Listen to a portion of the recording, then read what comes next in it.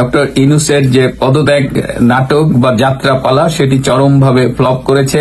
সবচেয়ে আনন্দদায়ক অংশ ছিল যে জাতীয় সরকার করতে হবে 5 বছর এবং ডক্টর ইউনূসকে রাষ্ট্রপতি করতে হবে। এই উপলক্ষে শাহবাগে বিশাল এক সমাবেশের ডাক দেওয়া হয়েছিল এবং সেই সমাবেশে সব মিলিয়ে 22 জন উপস্থিত হয়েছিলেন। সো এই উপস্থিতি প্রমাণ করে যে ডক্টর ইউনূসের বর্তমান অবস্থান কোথায়। জনগণের মাঝখানে তার অবস্থান নেই, ছাত্র জনতার মাঝখানে সেই অবস্থানটা নেই। তো এই অবস্থায় একনেকের একটি মিটিং হলো, গতকাল বোধহয় মিটিংটা ছিল।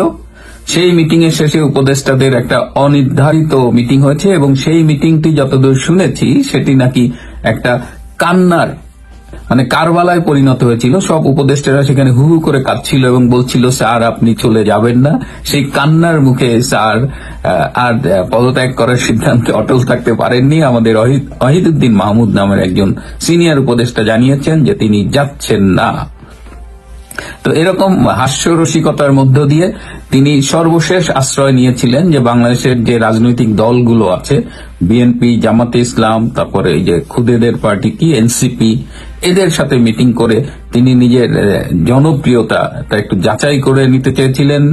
শোনা যায় ডক্টর ইউনূস বেগম খালেদা জিয়াকেও ফোন করেছিলেন এবং বিএনপিকে তার সাথে মিটিং এ আসার জন্য অনুরোধ করেছিলেন। যে বিএনপি 19 মে দেখা করার টাইম চেয়েও পায়নি, 24 মে সেই বিএনপিকে ডেকে এনে তিনি দেখা করলেন। তবে বিএনপির যে 4 জন প্রতিনিধি উপস্থিত ছিলেন ইউনূসের সাথে মিটিং এ, তারা খুবই অ্যাগ্রেসিভ ছিলেন এবং তারা স্বীকার করেছেন যে তাদের মিটিং এ ডাকা হয়েছে কিন্তু তাদের কোনো ধারণা দেওয়া হয়নি যে এই মিটিং এ কি আলোচিত হতে পারে। So without any agenda they were invited, but তারা একটা লিখিত বক্তব্য নিয়ে গিয়েছিল তাদের ভাষ্য অনুযায়ী। এবং এই মিটিং এ বিএনপিকে কতখানি সম্মান করা হয়েছে সেটি নিয়েও একটু প্রশ্ন তোলা যায়। আমি আগেও বলেছি যে বিএনপি ইউনূসের এই ট্র্যাপে পা দেবে কিনা। ইউনূস যখন বিপদে পড়েছে এবং ইউনূস পদত্যাগের নাটকটা এমনি এমনি করেনি, এটি আপনারা অনেক অলরেডি জানেন। আমিও এটা নিয়ে কথা বলেছি, অনেকেই এটা নিয়ে কথা বলেছেন।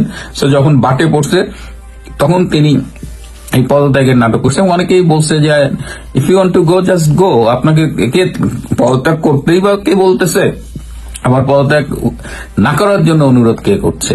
তো এরকম একটা অবস্থায় বিএনপির যে দাবিগুলো, বিএনপির একটা দাবি হলো 3 জন উপদেষ্টা তারা পদত্যাগ চায়, আসিফ মাহমুদ ভূঁইয়া, মাহফুজ আলম আর ডক্টর খলিলুর রহমান। অথচ আইরনি হলো যে ওই মিটিং এ আসিফ ভূঁইয়া উপস্থিত ছিল। তো বিএনপি যার পদত্যাগ চায় তাকেই ডক্টর ইউনূস ওই মিটিং এ উপস্থিত রেখেছে। এটা তো এক সর্ট অফ ইনসাল্ট। আমি জানি না যে বিএনপি ডক্টর ইউনূসের ট্র্যাপে পা দিয়েছে কারণ তারা মনে করছে যে এই মুহূর্তে ডক্টর ইউনূস সরে গেলে যদি আবার আওয়ামী লীগ ঢুকে পড়ে, আওয়ামী লীগের যে ভয়টা তাদের মনে কাজ করছে, এই কাজ করতে গিয়ে তারা নিজেদের ভবিষ্যৎটা রিস্কে ফেলছে। আপনি নিশ্চিত থাকেন ডক্টর ইউনূসকে যদি ঘাট ধরে বের না করে দেওয়া হয় বা তাকে তাড়িয়ে না দেওয়া হয়, সে 2-3 বছরের আগে ক্ষমতা থেকে যাবে না। বিএনপি বলেছে ডিসেম্বরের মধ্যে নির্বাচন দেন বা দরকার হলে তার আগে নির্বাচন দেন। Did Dr. Yunus make any commitment to that question or that demand? Doctor Yunus কি একবারও বলেছে যে ঠিক আছে আমি ডিসেম্বর বা তার আগে নির্বাচন দেব? ডক্টর ইউনূস দেবেন না। ডক্টর ইউনূস এই মুহূর্তে যে বাটে পড়েছেন, গর্তে পড়েছেন, সেই গর্ত থেকে ওঠার জন্য বিএনপিকে ডেকে বিএনপিকে ব্যবহার করছেন। কেন ডক্টর ইউনূসের 2-3 বছর ক্ষমতায় থাকা দরকার? বিকজ যে কমিটমেন্ট দিয়ে তিনি ক্ষমতায় এসেছেন এবং যে কমিটমেন্ট দিয়ে তিনি সবাইকে বোঝাতে চেয়েছেন যে ঠিক আছে হোয়াট এভার ইউ ওয়ান্ট, তুমি বাংলাদেশ থেকে যা যা চাও নিয়ে যাও, তুমি আমাকে আনডিস্টার্ব ক্ষমতায় থাকতে দাও। এটাই তো কমিটমেন্ট তার বিদেশি প্রভুদের সাথে। এবং এই যে করিডোর নিয়ে আমরা এত কথা বলছি, সেনা প্রধান বলছে, আবার দেখলাম গায়ে মানে না আপনি মোড়ল, সেই পল্টনের কমিউনিস্ট পার্টির নেতারা লাফালাফি করছে জুলাই আগস্টে শেখ হাসিনার সরকারকে হটাতেই হবে, সেই তারা এখন আবার দেখি করিডোরের বিরুদ্ধে কথা বলছে। কোন মুখে বলছে আমি জানি না। করিডোর আপনার কাগজে কলমে লিখিত চুক্তির মাধ্যমে দেয়া হোক না হোক, করিডোর অলরেডি দেয়া হয়ে গেছে। If you don't believe me, you just go and check. বন্দরও তো সে ডক্টর ইউনূস নিজেই চিটাঙে গিয়ে বলছে যে বন্দর দিতে হবে, লোকজন যদি না মানতে চায় তাদের বোঝাতে হবে। সো এই দুইটা ভাইটাল জিনিস, এদিকে মোংলা পোর্টও চীনের হাতে দিয়ে দিচ্ছে। সো এইগুলো দিতে, এইগুলো স্মুথ ফাংশন করাইতে তার 2-2.5-3 বছর সময় লাগবে এবং এই সময়টা সে যাবে না unless he is forced to go, or যদি কোনো কারণে তাকে পৃথিবী ছেড়ে চলে যেতে হয়, সেটা অন্য কথা। হ্যাঁ, তো মৃত্যু ছাড়া আপনি তাকে সরাতে পারবেন না। আর যদি ঘাট ধরে বের করে দেন তাহলে অন্য কথা। সুতরাং বিএনপিকে এই টোপটা দিছে। এখন এই সেনাবাহিনীকে নিয়ে যে টেনশন চলতেছে, সেই টেনশনের প্রেক্ষিতে তিনি এই নাটকটা করলেন। দেশবাসী তার উপরে ক্ষুব্ধ। তিনি বুঝতে পারছেন যে তার পায়ের নিচে আর মাটি নেই এবং আওয়ামী জুজুর ভয় কিন্তু সবার মনে কাজ করে। সুতরাং আওয়ামী লীগকে একটু কর্নার করে তিনি যখন বিএনপি নির্বাচনের দাবিতে সোচ্চার হবে, তখন বিএনপির জন্য তার কিন্তু দাওয়াই রেডি। এই যে গত 9-10 মাস বিএনপি যে সারা দেশ জুড়ে নানা রকমের সন্ত্রাস, নির্যাতন, চাঁদাবাজি, হত্যা, এই অপরাধগুলো করেছে, আইনের চোখে যেগুলো অপরাধ, এইগুলো কিন্তু মুছে যায়নি। এই ঘটনাগুলোর অধিকাংশের জন্য মামলা হবে এবং সেই মামলায় বিএনপির তৃণমূলকে দৌড়ের উপর রাখা হবে। আপনি নির্বাচন চাইবেন, ডক্টর ইউনূস আপনাকে নির্বাচন দেবে না, বরং আপনাকে এই আওয়ামী লীগকে তো নিষিদ্ধ করার ব্যাপারে রিটেন কনসেন্ট দিয়েছে বিএনপি, তারা খুব খুশি। কিন্তু এরপরে যে বিএনপিকে কোন কায়দায় ধরা হবে সেই গেম প্ল্যানটাও রেডি এবং বিএনপি শুড বি রেডি যে বিএনপি ইউনূসকে বিশ্বাস করলে তাদের ভবিষ্যৎ কি হবে সেটা আপনারা দেখে নেবেন আর কি। কিন্তু ডক্টর ইউনূস এই অবস্থায় কিন্তু সে নিশ্চিত হতে পারছে না যে সে এত কিছুর পরেও ক্ষমতায় থাকতে পারবে কিনা। এই কারণে ডক্টর ইউনূসের একজন প্রতিনিধি 3-4 দিন চেষ্টা করে ভারতের উপদেষ্টা অজিত দোভালের সাথে যোগাযোগ করেছিলেন এবং সেই প্রতিনিধি ডক্টর ইউনূসের পক্ষ থেকে বলেছেন যে তারা ভারতের সাথে সুসম্পর্ক স্থাপন করতে চায়, তারা দুই দেশের মধ্যে বন্ধুত্বপূর্ণ সম্পর্ক চায়। কিন্তু অজিত দোভালের পক্ষ থেকে খুব স্পষ্ট জানিয়ে দেওয়া হয়েছে যে ভারত সরকার কোন অনির্বাচিত সরকারের পক্ষ থেকে সাথে কোন রকমের ডিলিংসে যেতে চায় না এবং ভারত সেই আলোচনায় আরো জানিয়ে দিয়েছে যে বাংলাদেশের মাটি থেকে ভারত বিরোধী বিভিন্ন সশস্ত্র কার্যক্রমকে উৎসাহিত করা হচ্ছে। বাংলাদেশ থেকে বিভিন্ন জঙ্গিদের স্লিপার সেল সীমান্ত অতিক্রম করে ভারতে ঢুকছে এবং ভারতের শান্তি স্থিতিশীলতার প্রতি হুমকি আরোপ করছে। এই কথাগুলো খুব স্পষ্টভাবেই ডক্টর ইউনূসের প্রতিনিধিকে অজিত দোভাল জানিয়ে দিয়েছেন। সো ভারতের সাথে ডক্টর ইউনূসের সম্পর্ক তো এটা জানেনি।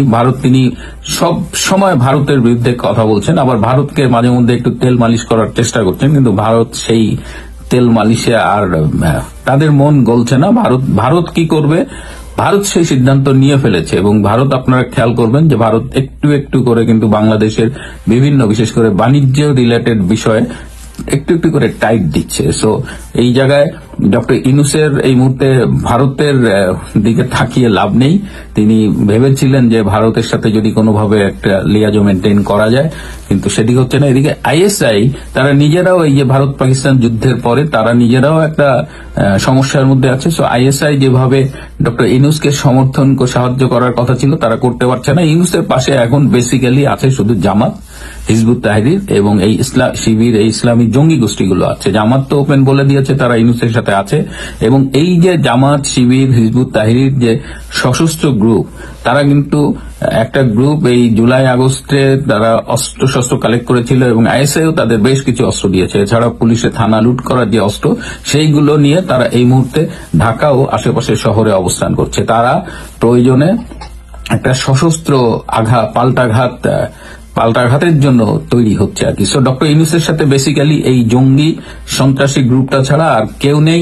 আর বিএনপি যে কোথায় আছে এটা বোঝা যাচ্ছে না। তারা ইউনূসের সাথেও আছে, আবার ইউনূসের কাছে দাবি দাওয়াও পেশ করছে, কিন্তু বিএনপিকে কিভাবে হ্যান্ডেল করবে এইটা ডক্টর ইউনূস কিন্তু রেডি করে ফেলেছে। সো এই অবস্থায় কি হবে, আমাকে আজকে অনেকেই জিজ্ঞেস করছেন যে কি হতে যাচ্ছে, আজকে রাতে কিছু হবে কিনা, বা গতকালও অনেকে জানতে চেয়েছে যে গতকাল রাতের ব্যাপারে যে কিছু হবে কিনা।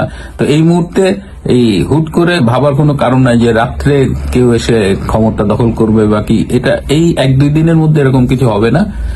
তবে ডক্টর ইউনূসের পতন যে আসন্ন সেই লক্ষ্যে একটা কাজ চলছে, জাতীয় এবং আন্তর্জাতিকভাবে কাজ চলছে এবং ডক্টর ইউনূসের মাথা থেকে আরো কিছু আশ্বাসের হাত সরে গেছে। সেগুলো নিয়ে আমি হয়তো আগামীকাল কথা বলবো। তাহলে বিএনপি রাজনীতি দেখে আমি আবারও একটু হতাশ হচ্ছি যে বিএনপি আসলে কয় নৌকায় পা দিচ্ছে তারা নিজেরাও জানে না, এবং তারা ডক্টর ইউনূসকে বিশ্বাস করছে যে ইউনূস নিজেই ক্ষমতা আঁকড়ে রাখতে চায়, নিজের লোভের একটা জায়গা আছে, এবং তাকে যারা ক্ষমতায় বসিয়েছে ডক্টর ইউনূস আসলে বাংলাদেশে জেলেনস্কি, ইউক্রেনের জেলেনস্কি হতে চেয়েছিল। কিন্তু ইউক্রেনের যে অবস্থা, ইউক্রেনের রাশিয়া ইউক্রেনকে আক্রমণ করেছিল, প্লাস ইউক্রেনের আশেপাশে ইউরোপিয়ান ইউনিয়ন আছে যারা, এবং আমেরিকা আছে। সো আমেরিকা, ইউরোপিয়ান ইউনিয়ন এরা জেলেনস্কিকে সমর্থন দিয়েছিল। কিন্তু বাংলাদেশে ইউনূসের আশেপাশে কিন্তু কেউ নাই। আমেরিকা অনেক দূরে আটলান্টিকের ওপারে, কিন্তু ইউনূসের আশেপাশে যারা আছে, ভারত বলেন, মিয়ানমার বলেন, চীন বলেন, বা ওইদিকে রাশিয়া বলেন, এরা কিন্তু কেউ ইউনূসের পক্ষে নেই।